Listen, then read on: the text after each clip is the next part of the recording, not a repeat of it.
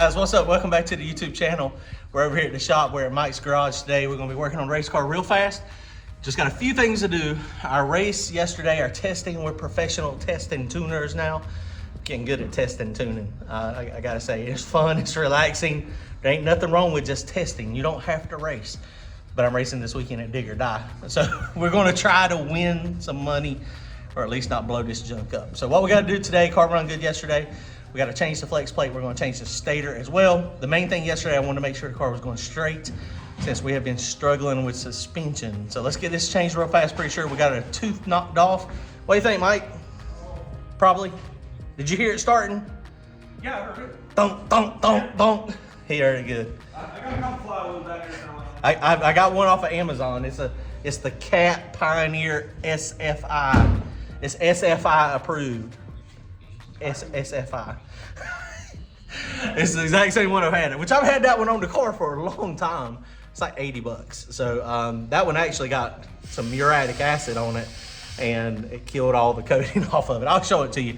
But I'm pretty sure either the starter's bad or the flex plate, we ain't jacked it up yet. Now, if the starter's bad, then I'll just change starters. I ain't pulling transmission out tonight because I'm lazy. But I think we got to take the flex plate off of it. Check it out, guys. Go to turbojohnracing.com, grab yourself some merchandise, comment, like, and subscribe.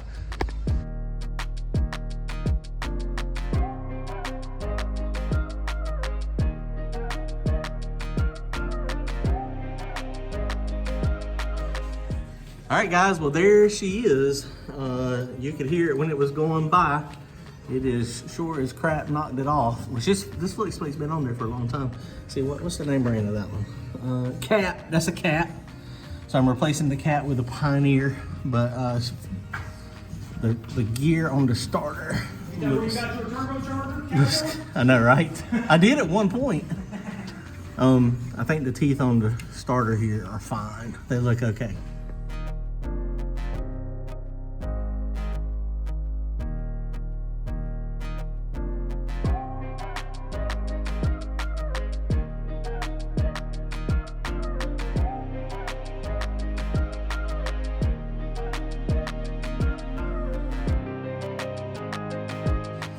Okay, torque converter is draining. This is the old flex plate. This is the new one. Like I said, this one is a Pioneer. It does have an SFI tag on it. Looks like the same one. These bolt holes are a little wobbled, which honestly, this is probably the same flex plate that I put in this car when I first put the 350 in it from Brian 7 or 8 years ago. So the holes were not quite big enough on this, so I had to take a step drill bit and we just made them just a little bit bigger so we don't have any issues. So now we're going to change the stator real fast in the converter.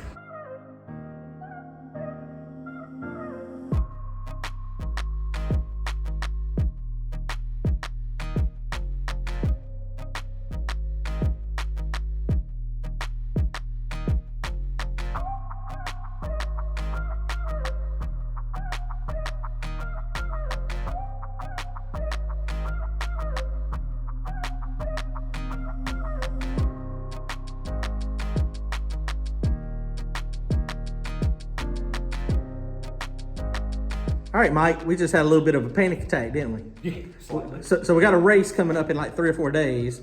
And so we're changing this stator. We got this thing unbuttoned. And so we started looking, and these fins in the pump, I guess, and they all look torn, but they all look torn the same amount. And so talk about customer service. I just got up with Pete Nichols. He is now working with Circle D. And I sent him a message because I'm friends with him on Facebook. And I was like, hey, man, is it supposed to be like this? And he was like, that's how they alter the flow. They change it. You know, he said on a lot of companies now, they all bend them like this, but some of them will tack weld to make them more aesthetics. He said, but that's not going to hurt anything. But I freaked out a little bit. Yeah. Slightly. Yeah, little freak out session. Didn't show that on video because I was texting Pete.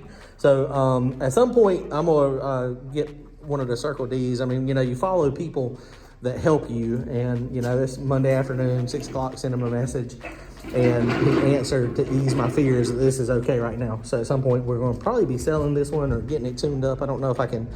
I'll probably end up getting a Circle D at some point, just because, you know, that's the kind of customer service you like. You follow Pete wherever he goes. But right now, what I've got is this Hughes converter, and we're going to change stators. And Pete, he spec'd all this for me. And so basically, this is an 18, I think it's 18 blade, I think is what it was. And then this one is a 15, I think is what it is. This is a 1535. And this one, just have to be careful taking them apart. And I'll tell you what this one is when I get it actually apart. So, all right, let's change this real fast, clean it out.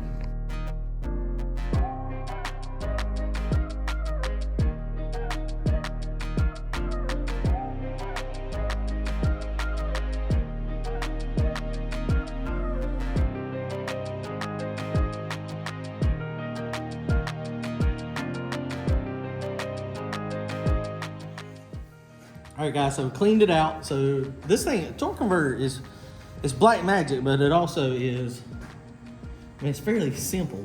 I mean, all it does is redirect fluid flow. So I went ahead and changed all the guts out on this one. This is an 18. I don't know what the angle of those are. This is a 1535.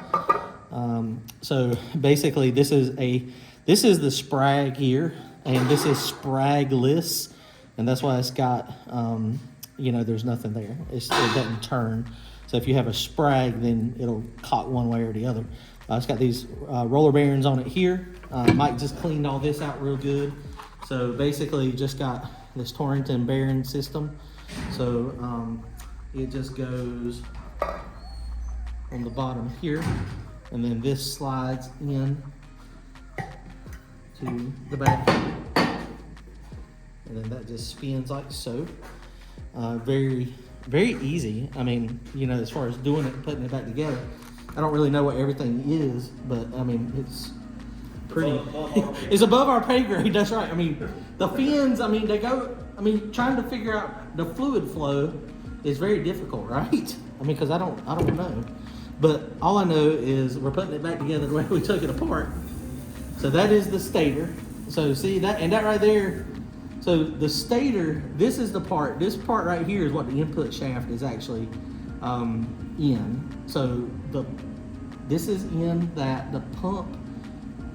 So, it's making sense. So the stator, on the transmission, the big round tube, you got the big round tube on the outside and then the input shaft on the inside.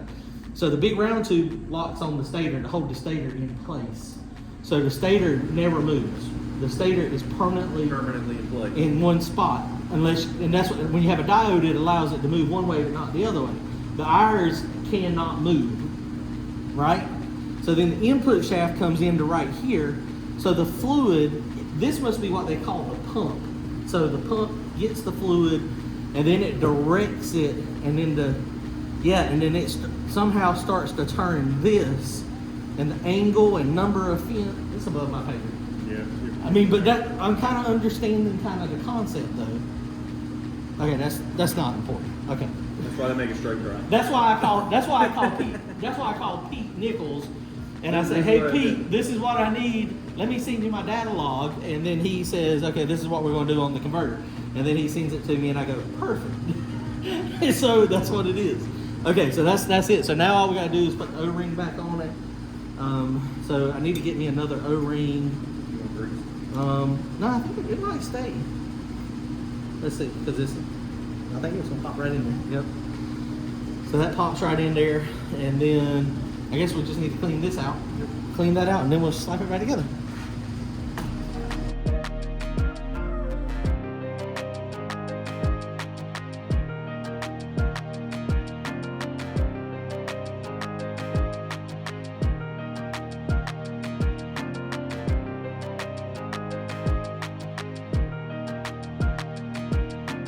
All right, guys, so this is back together now. So we got it all buttoned up. So we're going to slap it in the car real fast and see. So I could not find on the stator here what the angle of this is. It is definitely 18 teeth, but I could not find what the angle is.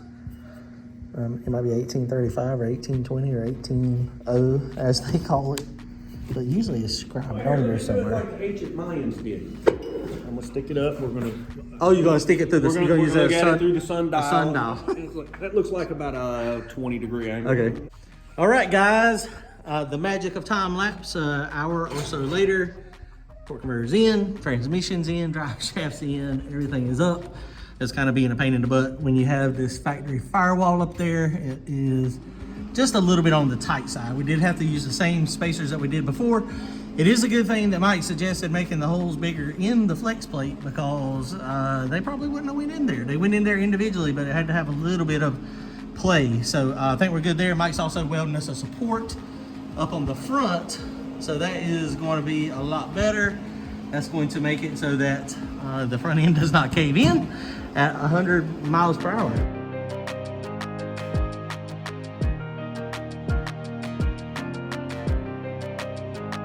It's definitely interesting. So, all right, guys. Well, I guess we're done. We're going to take the front end off, let him finish welding that from the front, and then we're going to load it up. We'll see y'all at Dig or Die. Appreciate the help, Mike. No problem.